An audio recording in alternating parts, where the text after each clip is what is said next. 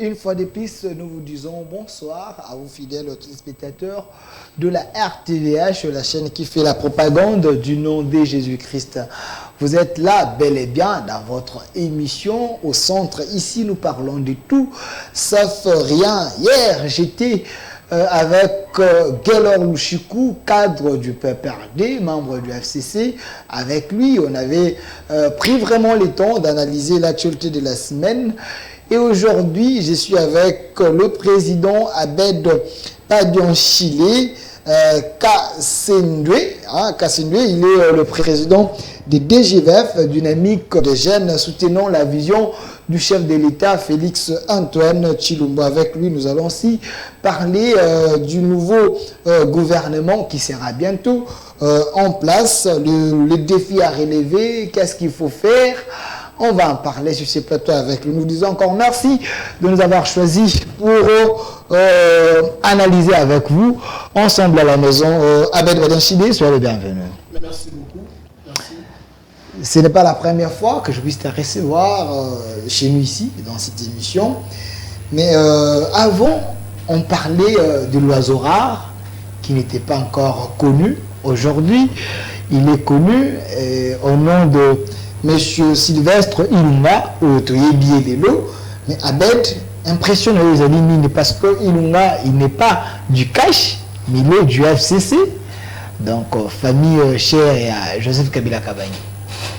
Merci beaucoup. Avant de commencer ou d'intervenir à votre question, je tiens d'abord à vous remercier de m'avoir invité sur votre plateau. Mes impressions par rapport à la nomination du Premier ministre, que le professeur Sylvestre Ilunga, c'est pour nous une joie de voir encore c'est l'oiseau rare que nous avons tant cherché. Voilà, donc fallait chercher quelqu'un de bonne moralité, fallait chercher quelqu'un qui va amener le Congo à travailler et dans la vision du président de la République. Et voilà pourquoi ça y un peu de temps, mais que Dieu soit béni. Nous avons maintenant un Premier ministre que nous tous nous avons tant entendu. Voilà, Abed, Ngalina, surtout ça, une émission, parce que tout le monde a jeune et Béla Bilingé, autrement, on a Kishasa peut-être qui parle en politique. Trop de Français, on a besoin de cela.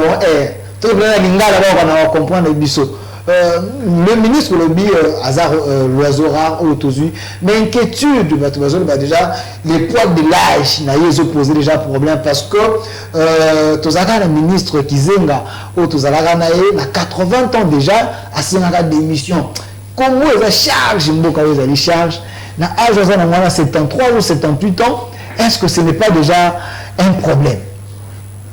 Merci. Le Premier ministre a 73 ans.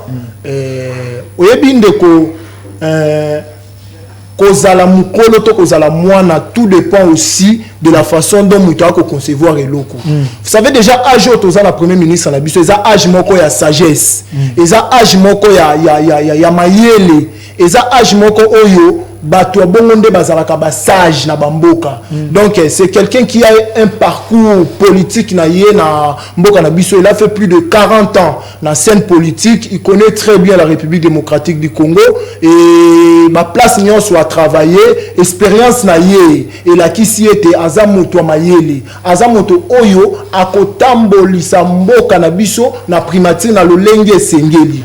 Donc moi j'aimerais pas être négativiste. Le cola bande qu'on a biso misus o baikoloba n'importe quoi mais tolingi te tozo pesa le ngoni afin que a travaillé pour amema mboka na biso na isika biso tolingi ekoma bato la muka balobe zali non événement yo zali présent ya dynamique DGVF, dynamique des jeunes soutenant la vision du chef de l'État Félix Tshilombo Tshisekedi.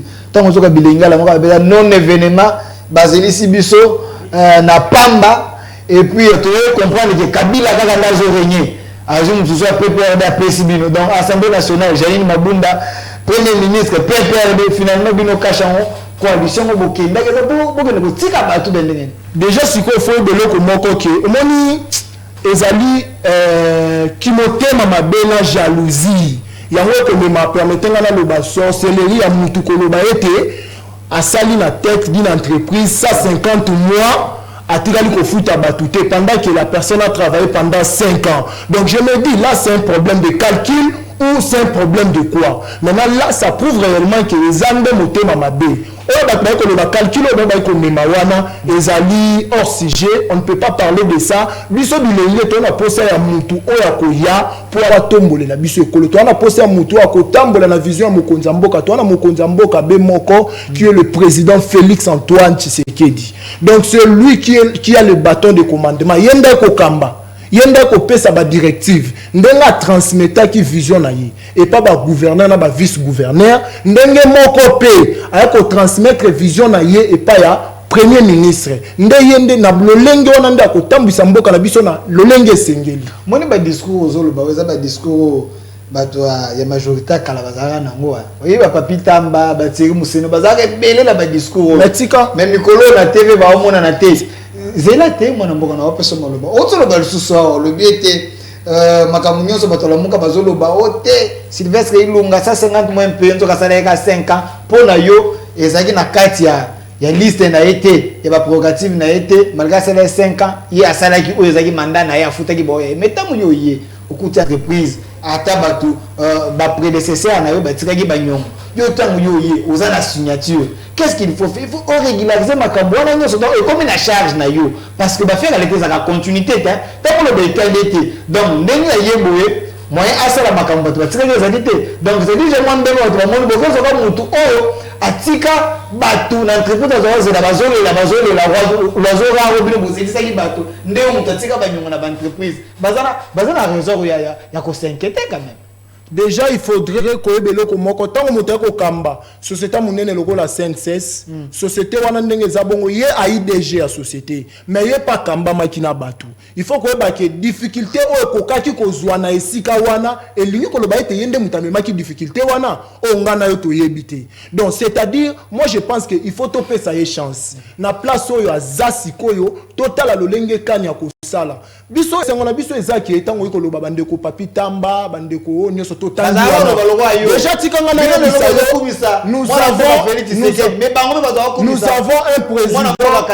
nous avons un président actuellement vous savez tozana mokonza mboka moko aussi apesi ba signaux forts depuis azwiki yango na bisayo tikanga lobelo na 4 mois au mokonza mboka sali eza lokola a sali ba mikolo ebele na 4 mois a sali manyo so eko sala tilelo na programme ya 100 jours ya chef de l'état ba koloba ndenge ni nezomona na te pendant que bango moko ba opposant ba opposant ba bénéficier na ba grâce présidentielle bandi mango na 100 jours to moni lelo mwana mboka katumbi azongi na mboka na ye na 100 jours kaka moko yo moko yo kimbela ya mesembwisi ya mwisi o abeleli que j'ai déjà parlé avec le président de la République pour na kozonga na mboka nanga. C'est pour dire que nous sommes dans une période où le chef de l'État a déjà fait le signaux fort. Biloko Asali, ça prouve réellement que non. Et puis pour vous dire, il a la confiance, il y a jeunesse. Jeunesse congolaise. Nazo relancé mon amboka, Abed de Badian Chile, Nazo relancé yo. Tant que mon amboka mbusa nyambusa benga le biete, assolé déjà un chef de l'État. Est-ce que il faut akene na justice? Il faut chef de l'État hier mon ne pas kataka makambo. On est que non, on est que non, ils y passent à pouvoir. Donc ben si je veux ça la tête, comme la personne État. Il y a d'autres badessus na nyo ata bato na baboma ki bato ko ta chef de l'état grâce présidentielle comme nguba kaka boye non ele de monde yango ele ko na ko lobeza nini eli ko lobate ke soka za na problème na justice ndako ko ni atamboka te soki alinga ya ko ba trafic soki alinga ya na lobi boye justice donc ça Zamboka lobaka yango ki akosala la chasse aux sociétés et c'est vrai c'est ce qui est en train de faire même les gens c'est ce qui est vous savez argument le ko loba nini soki ke ozana problème na justice wana oko arranger problème na yo na justice mais soki yango na ko loba boye soki ozana problème na justice oko arranger makambu na justice mais likambu yake mwana mboka oyo afanda libanda maiko boya kozonga na mboka na ye aza congolais né au Congo, grandi au Congo, alingi azonga na mboka na ye. Eza na eloko moko te ko empêcher ye po azonga na mboka na ye. Tango meninga na likambo ya justice wana comme eloko mususu, bazuzi bango moko bayebi nini bakoko sala na niveau wana. Mais eza te ki aza congolais mais afanda kuna akokota awa te non. Non, non, non. Le président Félix, c'est quelqu'un qui est vraiment à proximité dans les jeunes Congolais. Au bêti les solo Moïse Katumbi, le bêti Moïse Katumbi, Zogi Namboka. Kasi Moïse Katumbi, pion na bino te, pion na bino bocheki na kata la muka. Oto qui mon Namboka Steve qui voit ta la muka le bi Moïse Katumbi va payer sa position. Soit dans la muka, soit dans la mopo, ba propos na ye. Na ba propos ya Martin Fayulu les obala na te. Donc bo semer des autres na kata la muka, Moïse Katumbi nzoka za yene pion na bino. Non, non, Moïse Katumbi, vous savez, c'est un Congolais au alobi boye. A sala opposition moko républicaine. A sala opposition opposition radicale té. C'est-à-dire c'est moi Martin Fayulu sala pour la vérité des yeux. C'est quelqu'un qui est en train de dormir tout en étant debout. Les choses évoluent. On est en train d'évoluer. La machine est en train de travailler. On est en train de constituer tout un gouvernement qui a la mise en place d'ici là. Mais tant que nous avons opposition, parce qu'on a déjà passé, dites-moi, quand vous parlez, j'ai toujours dit la vérité des yeux dans un nom, et ce nom-là, c'est le président Félix Tshisekedi. Et ce nom-là, c'est le président Félix Tshisekedi. Moi, je Martin Fayulu, en opposition, mais dans minute, on a déjà, dans cette phase-là, a été déjà oubliée. Oublié parce que la phase là était déjà oubliée. Parce que justice est dans ma boko nabino. Non, justice est dans ma boko nabino. Intimider Martin Fayulu on a que la justice. Aux en régime. Afongolo misu ale bobo bangi bisu. Mokonzamboka iko sala tout na régime oyo que personne soit au-dessus de la loi. Biso tout tokotambola lolenge mibeko esengeli. Ezana eloko moko te ezali kola mibeko. Abed badi en Chile to kolanda na yo amikolo to koleka. Ordonnance présidentielle et sopane lokola mbula pour mona pouvoir y tribalisme mais ali makazi c'est le bande kwa la muka ba le bete chef de l'état tali na gauche na droite na maison civile na chaka papa leki to papa ko lutu na ngai yo kamboka bo mo joka ndenga famille siko yoka siko lo na lina lo mutu moko patunenge loko wana il faut battre la maison civile les anines.